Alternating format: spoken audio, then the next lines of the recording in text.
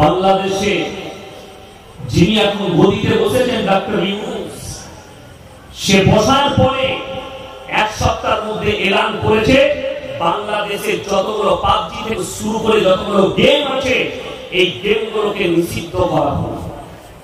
তার দ্বিতীয় পদক্ষেপ 1 সেপ্টেম্বর থেকে সমস্ত পর্ন সাইট যেগুলোকে ঘুরা বাংলায় ব্লু ফিল্ম বলা হয়, নোংরা ফিল্ম, এই সাইটগুলোকে অফ করেছে বাংলাদেশে। সুবহানাল্লাহ। আমি বলবো বাংলাদেশের জন্য তিনি সোনার মতো কাজ করেছেন, দামি কাজ করেছেন। যতগুলো মাদ্রাসা মসজিদ আছে তাদের কারেন্টের বিল ফ্রি করে দিয়েছে, কারেন্টের বিল লাগবে না মাদ্রাসা মসজিদে। আজানের সময়, নামাজের সময়, বিয়ে বাড়ি হোক, কোন অনুষ্ঠান হোক, যে কোনো প্রোগ্রাম হোক, ওই সময় মাইক এবং বাদ্যযন্ত্র বন্ধ রাখতে হবে। সাধুবাদ জানাবো, তেনাকে ওয়েলকাম জানাবো। মাশাআল্লাহ, খুব সুন্দর কাজ করেছে। আল্লাহ ওনার হায়াতে বরকত দেন, আল্লাহ ওনাকে কামিয়াবি দান করুন, ওনার মেহনতকে। আমি বলবো আজকে বড় কষ্ট লাগে, দুঃখ লাগে, আপনি ইসলামটাকে চিনেছেন মোবাইলের দ্বারা, ইসলামটাকে চিনতে চাইছেন মোবাইলের দ্বারা না। ইসলামটাকে যদি চিনতে চান রাসূল সাল্লাল্লাহু আলাইহি ওয়াসাল্লাম এবং তিনার সাহাবীদের আখলাক আর চরিত্রের দ্বারা চেনার চেষ্টা করুন। অত সহজ নয়। আপনি মনে করছেন যে আমি যে কোনো মোবাইলের দ্বারা চিনব না। আল্লাহ রাসূল সাল্লাল্লাহু আলাইহি ওয়াসাল্লামের সাহাবীরা আজকে শুনে কেন আজকে এতগুলো বিপদ আমাদের সামনে। আমরা দেখতে পাচ্ছি চারিদিকে ধর্ষণ, ক্যান্সার, চুরি, কাটাকাটি, হানাহানি, মার্ডার দেখতে পাচ্ছি। তার কারণ একটাই, শুনেলেন অনেক জোড়া রাগ হবে শিক্ষিত মানুষ। শুনেলেন আফগানিস্তানে যারা সরকার চালাচ্ছে তারা হচ্ছে তালিবান।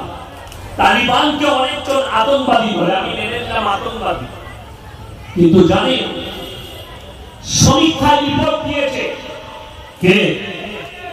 পৃথিবীর লন্ডনের একটা সমীক্ষাকারীদের সমীক্ষায় উঠে এসছে যে পৃথিবীতে এমনই একটা দেশ আফগানিস্তান, যখন থেকে তালিবান সরকার হাতে নিয়েছে দেশ চালাচ্ছে, ধর্ষণ জিরো, চুরি জিরো, ক্যারাপশন জিরো, ঘুষ জিরো, সবকিছু জিরোতে চলে গেছে।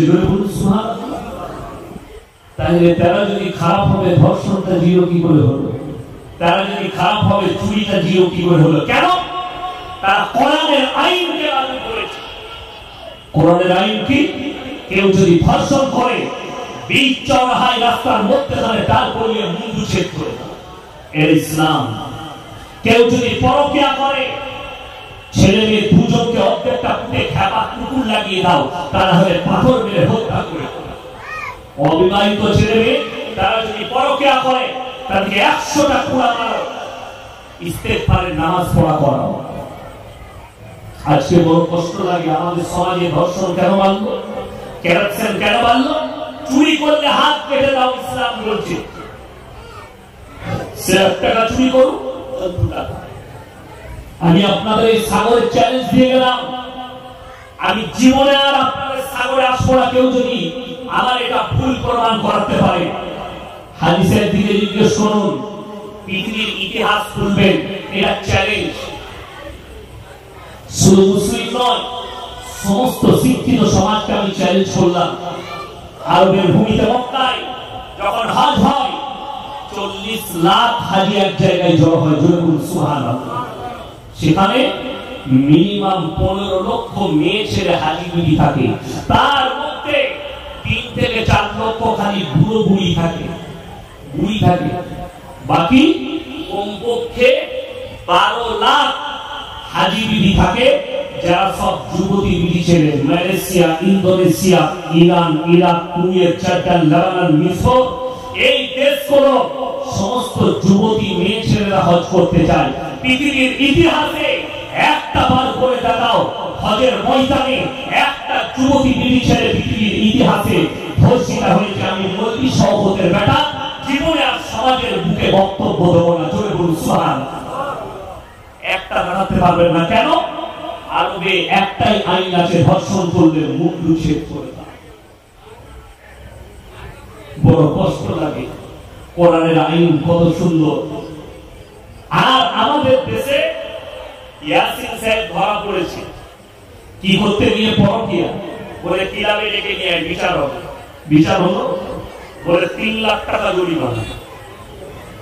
আমি যদি 5 কোটির মালিক হয় 3 লাখ টাকাটা আমার কাছে 3 টাকার মতো, ঠিক কি না? কথা বলো, 3 টাকার মতো। 3 লাখ টাকা জরিমানা করেছে। আমি মনে মনে নিয়োগ করলাম, তোর আমার কিছুই করতে পারি না, 3 লাখ টাকা দে, আমি আবার করব। ওই জন্য ইসলামী শরীয়তে বিচার ব্যবস্থার মধ্যে সাজা আছে। কখনো ইসলামের জরিমানা নাই, জরিমানা ইসলামী শরীয়তে হারাম। আমি মৌলভী শওকতের একটা ফতোয়া দিলাম, এই ফতোয়া যদি কোনো মুক্তি কাটতে পারে আমি জীবনের বক্তব্য দেব না। নিয়ে আসুন 2 ঘন্টা এসে যাচ্ছে। জরিমানার টাকা যদি কেউ মসজিদ মাদ্রাসায় লাগায় হারাম হবে, সেই মসজিদে হারাম টাকা লাগানো হবে। যদি বলেন কেন? আমিরুল মুমিনিন হযরত উমর ফারুক রাদিয়াল্লাহু তাআলা আনহু কারাপশন কিভাবে রুখেছিলেন, অন্যায় কিভাবে রুখেছিলেন? নিজের ছেলে অন্যায় করেছে বলে গাছে বেঁধে দাও। সাহাবীরা বললেন, হে আমিরুল মুমিনিন, এটা তো আপনার সন্তান। তিনি ধমক দিলেন, এই আজকে যদি আমার সন্তানকে ছেড়ে দাও কালকে এর থেকেও বড় অপরাধ করবে। তাই ইসলামে যেটা সাজা আছে, আমার ছেলেকে সাজা দাও, দ্বিতীয়বার আর অন্যায় করার সুযোগ পাবে না। কিন্তু বড় কষ্ট লাগে। ইয়াসিন সাহেবের বেটা, ইয়াসিন সাহেব একজন পদে আছে, ছেড়ে দেওয়ার বেটা করেছে, কি হয়েছে? পয়সা দিয়ে দাও, জরিমানা দিয়ে দাও। ওই জন্য কারাপশন বেড়ে গেছে। ইসলাম পরিষ্কার পরিচ্ছন্ন, সুন্দর এবং উদারতায় পরিপূর্ণ।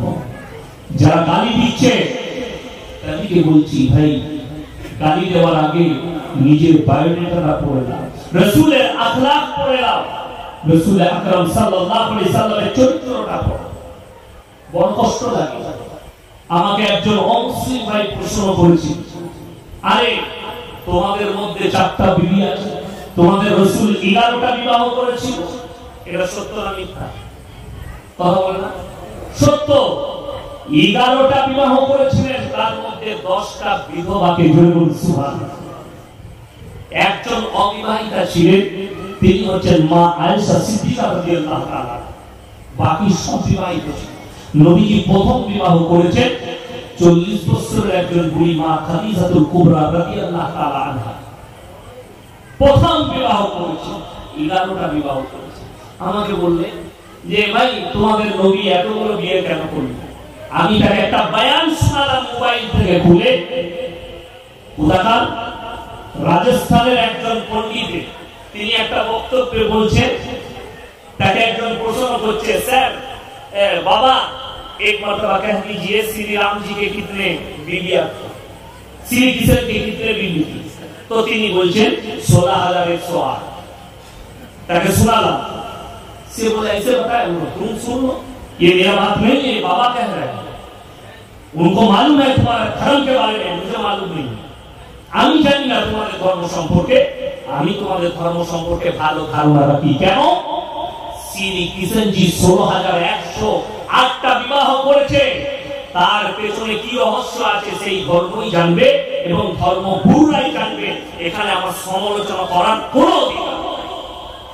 আল্লাহর হাবিব সাল্লাল্লাহু আলাইহি ওয়াসাল্লাম যে সমস্ত মুসলমান যাদের কাছে ইলম নাই, যারা সমালোচনা করেন, যাদের মনে প্রশ্ন জাগে রাসূল কেন 11টা বিবাহ করলেন, আল্লাহর কসম আল্লাহর হাবিব 11টা বিবাহ করেছেন, একটা বিয়ে নিজের মন থেকে করেননি, সব আল্লাহর হুকুমে করেছেন। জয় বলুন সুবহানাল্লাহ।